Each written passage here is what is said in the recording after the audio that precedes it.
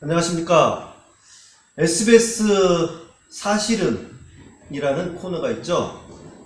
SBS 사실은이라는 코너에서 작년 19대 대선을 앞둔 작년 4월 박근혜 미분류표 1.5배 그게 과연 맞는 건지 검증하는 방송을 한 적이 있습니다. 그래서 그 방송 때문에 수많은 사람들이 영화 더 플랜이라는, 그러니까 18대 대선 개표 조작 의혹에 관련된 내용을 다룬 영화 더 플랜의 내용이 거짓이었다, 이렇게 알고 계신 분들이 굉장히 많습니다. 이 SBS 사실은이라는 프로그램 자체가 팩트 체크하는 기능을 가지고 있는 코너였고, 그래서 그 화제를 모았던, 수많은 사람들의 관심을 모았던 영화 더 플랜이 실제 제대로 알아보지 않은 채 사실을 왜곡해서 만든 영화다, 이렇게 알려지게 된 결정적인 방송이 바로 SBS 사실은입니다. 근데 이 SBS 사실은이라는 방송 자체가 상당히 실제 내용을, 실제 개표 조작 의혹을 덮는, 왜곡해서 덮는 내용들로 채워져 있다는 사실을 오늘 이 방송을 통하여서 제가 알려드리고자 합니다. 어떤 내용이 왜곡되었는지를 지금부터 좀 보여드리겠습니다. 자, SBS 사실은 방송의 첫 번째 장면입니다. 미분류표 문제를 다루고 있어요. 미분류표를 다룬 이유는 그 영화 더 플랜에서 미분류표에 의한 개표 조작 의혹을 제기했거든요. 그러니까 18대 대선 당시에 쉽게 말하면 박근혜 표가 기이하게도 미분류표상에서 많이 나왔다.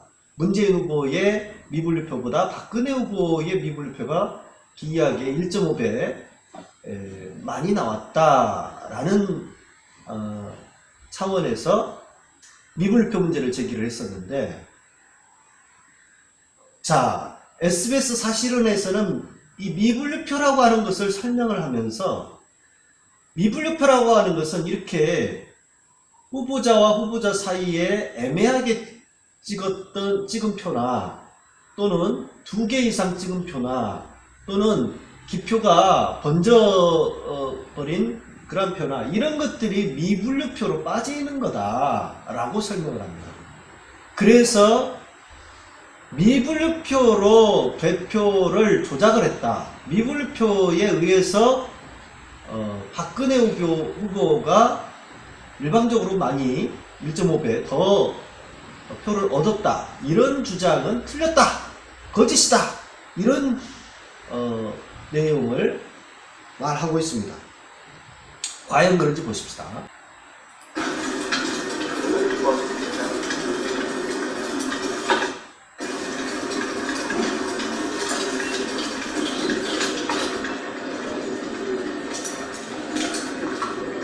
잘 보십시오. 표들이 아주 정상적인 표들도 미분류표로 빠져가지고 지금 재분류를 하고 있는 상황입니다. 물론 이거는 좀 번진 표고 뭉뚱하게 지금, 이거는 지극히 정상적인 표 아닙니까? 이것도 지극히 정상적인 표고요. 여기도 그렇죠. 아, 얘인가요? 얘는 미분류표예요. 그러니까 부장님께도 그러니까 이상하다는 거예요. 이런 것들은, 그죠? 얘도 있었지만. 보세요. 여기 정상적으로 찍힌 표들조차 미분류표로 이렇게 빠져 있는 것을 볼 수가 있습니다. 이게 한두 매가 아니지 않습니까? 보세요. 이런 표들은 아주 지극히 정상적인 표입니다. 여기도 마찬가지고요. 여기도 미분류할 이유가 없는 표들입니다. 보세요. 보십시오. 자, 이처럼 미분류할 이유가 없는 표들이 상당 부분 미분표로 빠졌다라고 하는 것이 지난 18대 대선 당시의 상황이었습니다.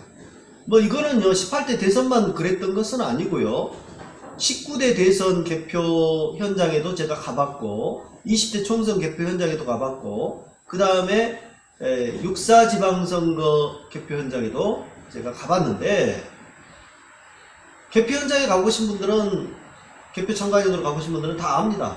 실제로 아무 이상이 없는 표들조차 미분류표로 상당수 빠지고 있습니다. 자, 그런데 중앙선관위는 미분류표라는 것은 정상적인 표가 아니고 뭔가 문제가 있었기 때문에, 하자가 있었기 때문에 미분류표로 빠진 거다. 그리고 잘못 기표를 한 것들, 좀 불분명하게 기표한 것들, 이런 것들이 미분표지 정상적인 표가 미분표가 된 게 아니다라는 식으로 SBS 사실은 팀에다가 이야기를 했고, SBS 사실은 팀은 그것이 중앙선관위 해명이 맞는 줄 알고 그대로 방송에서 내보냄으로써 미분류표에 의한 개표 조작은 불가능하다 라는 식의 일반 시민들이 그런 판단을 하도록 만들었습니다. 자, 이것은 미분류 코드 및 용어집인데요. 이것은 중앙선관위의 자료 가운데 하나입니다. 중앙선관위가 만든 자료예요. 내부 자료예요. 그러니까 투표지 분류기 운영, 말하자면 운영 지침서, 투표지 분류기를 어떻게 운영을 해야 되는지에 대한 지침서에 들어있는, 실려있는 미분류 코드 및 용어집 부분을 제가 복사를 한 거예요. 자, 내용을 잘 보십시오. 내용을 보면 지금 코드표에 보면은 첫 번째가 인식 실패지 않습니까? 이 투표지 분류기, 곧 전자개표기가 인식에 실패해서 쏟아내는 표들도 미분류표로 빠진다라는 사실을 이걸 보면 알 수가 있어요. 그죠? 예. 뭐, 그 다음에 이제 뭐, 후보자 수, 불일치랄지, 투표용지 미등록 오류, 이런 것들이 있고, 그다음 기표란 인식 오류. 기표란을 인식하지 못해서 미분류표로 빠지는 케이스들이 또 있다라고 하는 것을 알 수가 있고, 그 다음에 잘 보십시오. 투표지 이미지 크기 불일치, 기타 인식 오류, 인식에 어떤 또 오류가 있는 경우에 미분류표로 빠진다라고 하는 것을 알 수 있고, 뭐 이제 기표가 이상하거나 뭐 등등들도 물론 있어요. 그렇지만 미분류표로 빠지는 형태가 반드시 이상한 표만 빠진다는 것은 아니다라고 하는 것을 선관위가 내부의 이런 코드표를 통해서도 이미 자기네들은 알고 있어요. 오래전부터 알고 있습니다. 그래서 이 미분류율을 좀 낮춰달라라고 하는 요구를 투표지 분류기 제작업체에게 매번 투표지 분류기를 제작할 때마다 하고 있습니다. 미분류율은 정상적인 표의 경우에는 0.1% 이내여야 된다라고 하면서 미분류율이 뭐 높게 나와서 안 된다라고 하는 요구를 계속 하고 있습니다. 그리고 아무리 그냥 실제 현장에서도 3% 이상 미분류표가 나오면 안 된다라고 하는 그러한 기준을 만들어 놨어요. 그런데도 불구하고 지난 18대 대선 당시에는 미분류율이 평균 미분류율이 3.66% 이상 나왔다라고 하는 것이고요. 굉장히 높게 나왔습니다. 미분류율이.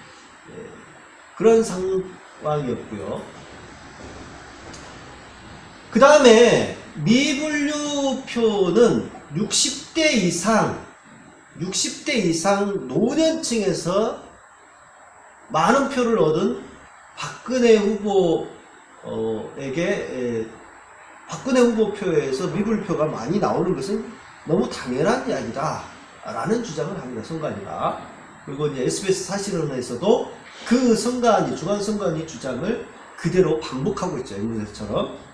그래서 60대 이상 압도적인 지지를 받았기 때문에 이 연령대가 투표지 기표가 부정확한 경우가 많고, 그러니까 노인 손떨림설이라고 하는, 소위 말하면, 그러니까 노인들이 투표 기표를 할 때 불분명하게 기표를 하기 때문에 그들의 표가 미분류표가 많이 나온다. 그래서 박근혜 후보에게 미분류표가 많이 쏠리는 것은 지극히 정상적인 일이다. 그런 식으로 하면서 미분류표에 의한 개표 조작 의혹을 일축하고 있습니다. 과연 그런지 보십시다. 또 이제 중앙선관위 홍영근 사무관이 나와가지고 이번 선거가 끝나면, 이번 선거라고 하는 건 이제 작년에 있었던 19대 대선이죠. 19대 대선이 끝난 후에 투표지 원본을 보관하고 했으니까 이 말은 뭐냐면 18대 대선의 투표지 원본을 자기네들이 보관하고 있으니까 확인을 해보면 쉽게 알 수 있을 것이다. 실제로 미분류표가 그렇게 조작됐는지 아닌지 실제 그 원본 투표지를 보관하고 있으니 그걸 검증해보면 알 수 있다. 이런 식으로 지금 인터뷰를 하고 있죠. 자, 그런데요. 어떻게 했습니까? 2017년 8월 9일날 여수 선관위 현관에서 18대 대선 투표지를 원본을 파쇄하고 있어요. 자기네들이 검증을 하겠다라고 저렇게 언론 인터뷰에 나와서도 했을 뿐만 아니라 보도자료를 통해서도 원한다면 검증할 용의가 있다는 식으로 계속 발표를 해놓고는 검증하자라고 제가 요청을 한 적이 있고 시민단체도 요청을 했고 했음에도 불구하고 원본을 이렇게 파쇄해버립니다. 거짓말이었던 거죠. 검증하자라고 하는 것. 검증하겠다라고 했던 말 자체가 실제로는 검증할 뜻이 전혀 없으면서 면피용으로 우리 시민들을 그렇게 속이기 위한 용도로 그러한 해명을 한 게 아닌가 생각을 해봅니다. 아무튼 이렇게 전국적으로 18대 대선 원본 투표지를 파쇄해버린 정말 어처구니없는 일이 벌어졌죠. 파쇄가 돼버렸어요. 어떻게 보면 증거인멸입니다. 왜냐하면 18대 대선 선거무효 소송이 대법원에 지금 제기가 되어 있는 상태거든요. 18대 대선 선거무효 소송 다 끝난 걸로 지금 오해하시는 분들이 있는데, 물론 대법원이 작년에 박근혜가 탄핵되고 나서 그것을 통해서 구할 실익이 없다면서 각하 판결을 내렸어요. 각하 선고를 했습니다. 하지만 말도 안 된다. 어떻게 이런 식으로 4년 내내 질질 끌다가 한 번도 심리 한 번도 안 하고 그냥 각하 결정을 내렸느냐 하면서 그 원고들이 재심 청구를 했고, 그 재심 청구가 받아들여지게 되어서 지금 심리를 할 수밖에 없는 상황에 대법원이 놓여 있습니다. 그래서 대법원이 그 18대 대선 선거무효 소송 심리를 지금 할 수밖에 없게 되어 있어요. 아직 심리에 본격적으로 착수하지는 않았습니다만은 지금 계류 중입니다. 그런 상태임을 말씀을 드리고요. 자, 아까 말씀드렸던 60대 이상 투표자의 비율과 미분류율의 상관관계, 이 미분류율을 진짜 그 분석을 해보니까 60대 이상에서 미분류율이 많이 나온다 이라는 식으로 지금 뭐 도표를 가지고서 이렇게 설명하고 있는데, 여러분들 도표에 속지 마십시오. 이게 도표가 이렇게 막 나오고 막 그러면 사람들이 맞겠거니 이렇게 생각을 하는데요, 그것을 찬찬히 뜯어보면 사실과 달라요. 또 보면 이런 식으로 자기네들이 또 결론적으로 선거구역의 60대 이상 비율이 높을수록 그 선거구 투표지 미분율이 높다고 할 수 있다, 이렇게 결론적으로 이렇게 이야기하죠. 과연 그런가? 라고 하는 것이죠. 과연 그런가? 60대 이상 비율이 높으면 미분류율이 높게, 물론 군 단위에서 미분류율이 높은 편인 것은 사실이나, 그러나 반드시 그런 게 아니에요. 자, 18대 대선 미분류표를 전체, 그러니까 개표 사항표라는 서류를 가지고서 중앙선관위로부터 정보공개로 받은 개표 사항표라는 만여 장 이상 되는 개표 서류를 가지고서 일일이 분석을 한 사람이 있어요. 최성년 씨인데요. 지금 그 18대 대선 선거무효소송단 사무처장이죠. 그분이 미분류표 문제를 제일 먼저 제기를 했고, 이 심각성에 대해서 알린 사람입니다. 그래서 이제 미분류표들을 분석을 한 결과를 사실상 이제 더 플랜, 김호준의 더 플랜이라는 영화에서 그 최성년 씨 거를 주로 이제 그 가지고서 그렇게 영화를 만들었다고 볼 수가 있는데요. 자, 보십시오. 시 단위에서도 미분류율이 높은 지역이 29군데나 됩니다. 강남구, 서울 강남구 얼마나 젊은 사람들 많이 사는 곳입니까? 5.61%나 돼요, 미분율이. 노원구 6.21%, 성남 수정구 5.37%, 성남 중원구 4.64%, 의정부시 6.1%. 이렇게 시 단위인데도 불구하고 미분율이 굉장히 높게 나온 지역이 전국에 29군데나 된다니까요. 예.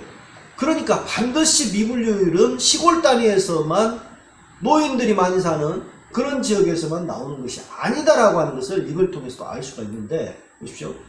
자, 시골 지역이라고 해서 미분류율이 항상 높으냐? 그렇지 않다라고 하는 것이죠. 경기 연천군 2.64% 밖에 안 돼요, 미분류율이. 강원 양양군 3.57% 밖에 안 되고요. 홍천군, 경남 거창, 부산 기장, 울산 울주군 다 시골 지역들이거든요. 그런데 이렇게 미분류율이 낮습니다. 이건 어떻게 설명할 거냐라고 하는 것이죠. 노인들이라 해서 반드시 손이 떨려가지고 미분류율이 높다? 거짓말이라는 거예요, 이거는. 시민들을 지금 교묘하게 손이 떨려서, 노인들이 손이 떨려서 그렇게 미분류율을 많이 발생시킨다 라는 식으로 속이고 있는 겁니다. 다음, 해킹이 불가능하다. 이 투표지 분류기라고 하는 기기는 해킹 자체가 불가능한 기기다 라는 식으로 하면서 이 해킹의 의혹에 대해서 거짓이라고 판정을 내리고 있죠. 그죠? SBS 사실은에서 이 투표지 분류기에 의한, 전자개표기에 의한 해킹은 불가능하다 라는 주장을 중앙선관위의 설명, 해명을 그대로 받아가지고 거짓이다. 그래서 이제 해킹은 불가능하다 라는 식으로 방송하고 있습니다. 자, 과연 그럴까요?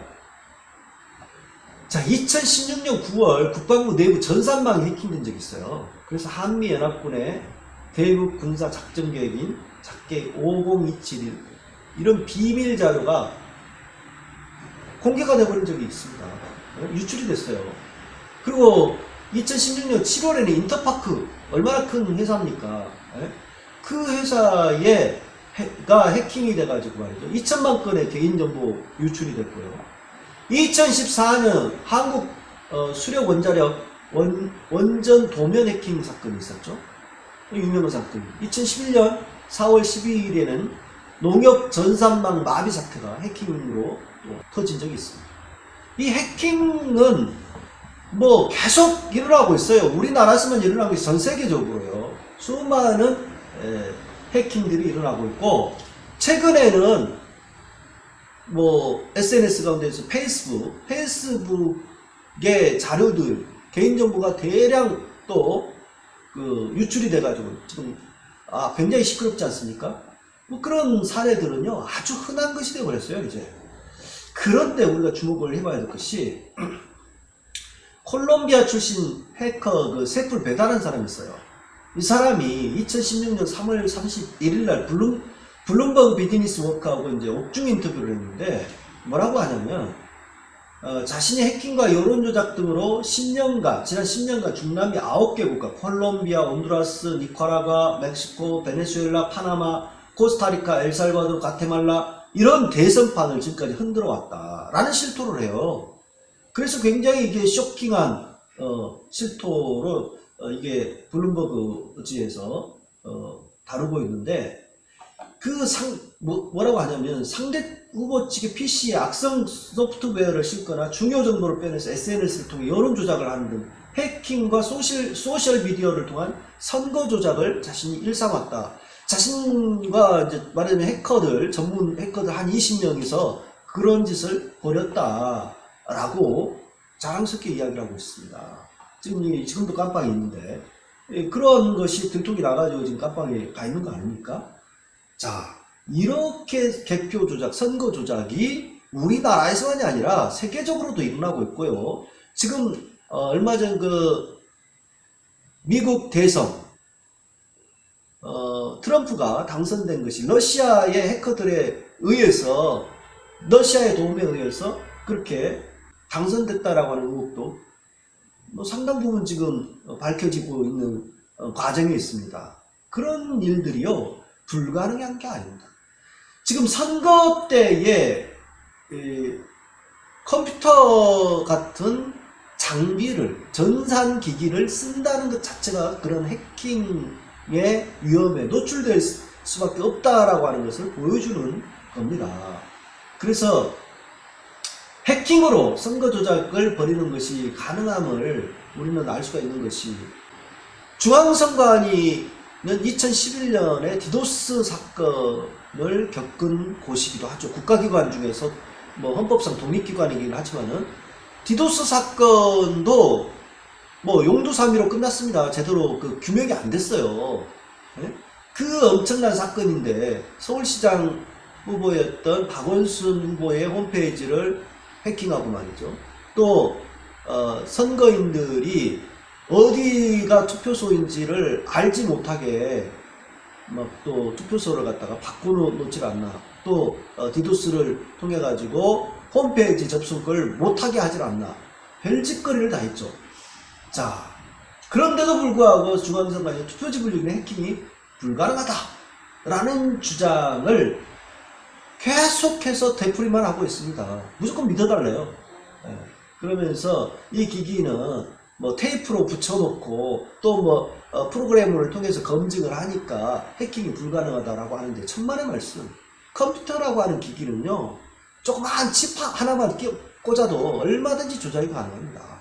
예, 그렇게 해킹이라고 하는 것은 쉽다라고 하는 것은, 미국의 그 어느 연구기관이 해커들을 통해서 컴퓨터, 미국의 전자투표기, 그것을 불과 12분 만에 해킹하는데 성공한 사례도 뉴스에서 봤습니다. 이제 그런 일들이 벌어지고 있죠. 그래서 또 영화 더 플랜에서는 이 투표지 분류기가 거의 더 90%, 99% 동일한, 거의 동일한 기기를 가지고서 개표 조작이 가능함을 시연에 보여주기도 했었죠. 그래서 선관위 주장이 허구다라는 것을 이미 다 알려진 사실입니다. 이 사람이 이제 세풀베다예요, 세풀베다. 블룸버그지의 그 표지로 중요하게 2016년 3월 31일 날 다뤄진 적이 있습니다. 자, 중앙선관위 투표지 분류기를 창고에 보관하고 있어요. 이렇게 말하자면 각 99년의 투표지 분류기를 다 수거를 해가지고 한 군데 어느 모처의 창고에다, 경기도에 있는 어느 창고에다가 보관을 한다고 합니다. 그래서 이제 그렇게 관리를 하다가 선거 때가 되면은 그 투표지 분류기를 각 지역으로 내려보내요. 자, 한 군데 창고에다가 모아놓은 이 투표지 분류기, 오히려 조작이 너무 쉽지 않을까요? 한 군데 다 모여 있어요, 그 기기가. 그러면 거기에다가 무엇을 어떻게 심어 놓을지 누가 어떻게 합니까, 그것을. 그러한 것들이 우리 시민들이 정말 안심할 수 있게 제대로 투명하게 돼 있지 않다라고 하는 것을 알 수가 있고요. 이에 대해서는 옛날 그 새누리당의 한 의원이 그러니까 안행위에 속한 한 의원이 이 창고가 제대로 관리되고 있는지에 대해서 점검을 한 적이 있어요. 그때 형편없이 아주 허술하게 관리되고 있다라고 하는 사실을 국정감사 때 지적을 한 적이 있습니다. 그 사람이 이제 유승우 의원인데 아마 여러분들 기사 찾아보면 나옵니다. 굉장히 허술하게 관리되고 있다라고 하는 것이죠. 그 다음에 두 번째 18대 대선 당시에 선관위가 사용한 투표지 분류기의 제어용 PC는 주로 LG전자 컴퓨터였어요. 데스크톱하고 노트북으로 지금 나눠져 있는데 이 두 가지 형태의 컴퓨터를 쓰고 있었고요. 또 어떤 선관위의 경우는 이 제어용 PC인 데스크톱과 노트북을 임차해서 사용하는 경우도 적지 않았습니다. 18대 대선 당시에는. 그래서 임차한 PC가 과연 해킹이나 바이러스로부터 안전한지에 대한 전체적인 점검이 없었어요. 제가 이거는 뭐 알아본 결과 그렇다라고 하는 것이고요. 그리고 각 선관위에는 전산 전문가가 없습니다. 그렇기 때문에 그때 당시에 해킹의 위험성을 제대로 인식하고 점검하고 철저하게 관리하고 그런 분위기가 전혀 아니었다라고 하는 것을 먼저 한계를 시켜드리고 싶고요. 그 다음에 18대 대선 당시에 중앙선관위가 조달청 나라장터에 공시한 2009년 투표지 분류기 제작 제한 요청서에 보면은 어떤 내용이 나오냐면요. 분류 결과를 인터넷 전용망을 통해 중앙선관위 서버로 전송할 수 있어야 함. 이런 입찰 제안서의 내용이 실려 있어요. 2009년식 이 투표지 분류기는 18대 대선 당시에 사용되었던 기기입니다. 그런데 이 제작할 때 중앙선관위 서버로 인터넷 전용망을 통해서 전송할 수 있어야 된다라고 하는 이런 조건이 들어가 있어요. 자기네들 그 자료에 이거 뭘 의미하는 겁니까?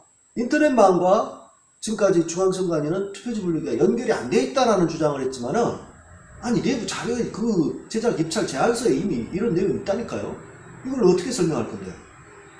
실수로 들어갔다라고 하더라고요. 이 실수로 들어갈 수 있는 내용입니까? 이런 것이? 이 자료, 입찰 제안서 자료를 검토하고 결제했던 결제라인이 7명이나 돼요. 이 사람들이 다 봤는데 이게 실수로 들어갑니까? 그런 황당한 선관위 해명을 우리한테 믿으라고 하는 거예요. 그 다음에 중앙선관위는 2012년 4월 11일 19대 총선을 앞두고서 무선 인터넷이 가능한 태블릿 PC 2,800대를 구매해서 전국 선관위 정규 직원들한테 지급을 했습니다. 자기네들 이야기로는 디도스 사건 같은 그러한 사건이 재발되지 않게 하기 위해서 외부망과 내부망을 분리하기 위해서 이렇게 태블릿 PC 2,800대를 정규 직원들한테 나눠줬다라고 했는데요. 지금은요, 중앙선관위는 태블릿 PC 사용하지 않습니다. 어떤 것을 사용하고 있냐? 노트북이나 데스크탑 사용하고 있어요. 지금 왜 지급 안 하느냐는 거죠. 그때 당시만 왜 지급을 했죠, 이거를? 이것도 정말 의문입니다. 그 다음, 제어용 PC 화면, 그러니까 18대 대선 개표 현장에서 사용된 제어용 PC, 그러니까 투표지 분류기에 딸려있는 컴퓨터, 그것이 제어용 PC인데, 이 PC 화면에 블루투스 아이콘이 있어요. 이 블루투스 아이콘은 뭡니까? 이 블루투스 아이콘이라고 하는 것은 무선 인터넷이 가능하다는 것이죠. 그러면 무선 인터넷이 가능한 장비를 개표에 썼던 거예요. 무선 인터넷이 가능하면 얼마든 원격 제어가 가능하다는 이야기가 되는 거예요. 실제 보십시오. 블루투스 아이콘 있죠? 이게 18대 대선의 한 개표소에서 찍힌 제어용 PC의 제어용 PC 노트북입니다. 화면이에요. 그 화면을 우연히 지금 이 장면을 잡았는데 여기 보면 블루투스 아이콘이 분명히 있는 것을 볼 수가 있습니다. 이걸 어떻게 설명할 건데요? 여기도 있죠. 지금 V3랄지 또는 익스플로러랄지 이런 것들 깔려있지 않습니까? 이 화면을 보면. 이게 제어용 PC, 18대 대선 당시에 제어용 PC의 화면이에요. 그럼 이게 V3나 이 익스플로러 이런 것들을 사용했다라고 하는 것을 알 수가 있지 않습니까? 인터넷망과 연결 안 됐다라는 주장만 할 게 아니라 어떻게 해서 이런 것이 들어가게 됐는지를 설명을 해야 될 겁니다. 성과에는. 그래서 지금까지 말씀드린 대로 이 미분류표에 의한 개표 조작 분명히 있었다라고 하는 것이고요. 이것은 중앙선관위의 거짓말, 거짓 해명으로 우리가 뭐 터무니없는 이야기다라고 그냥 가볍게 넘길 내용이 아닙니다. 18대 대선 개표 조작 의혹 이 부분은요 아직 제대로 이렇게 선관위의 거짓말, 거짓 해명으로 또는 SBS에 그것을 뭐 받아쓰기 하는 정도의 그런 내용으로 덮을 게 아니에요. 18대 대선 당시의 미분류표는 기이한 현상을 보입니다. 어떻게 보이느냐.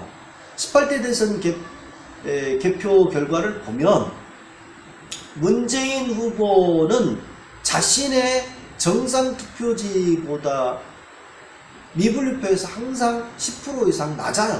미분류표를 재분류했을 때의 개표 결과를 보면은 자신의 정상투표지의 그 개표 결과보다 미분류표 개표 결과가 항상 10% 이상 낮습니다. 예를 들면 정상투표지에서 광주에서 한 80%를 얻었다. 그러면 미분류표를 분류했을 때의 문재인 표는 광주에서 70% 정도밖에 안 돼요. 희한한 일이 뭐냐. 정상투표지를 한 80% 얻었으면 미분류표를 분류했을 때도 미분류표 가운데서도 문재인이 80%를 얻어야지, 80%에 근접해야지 그게 정상이지 않습니까? 근데 전국이 다 그런 형태예요. 근데 박근혜의 경우는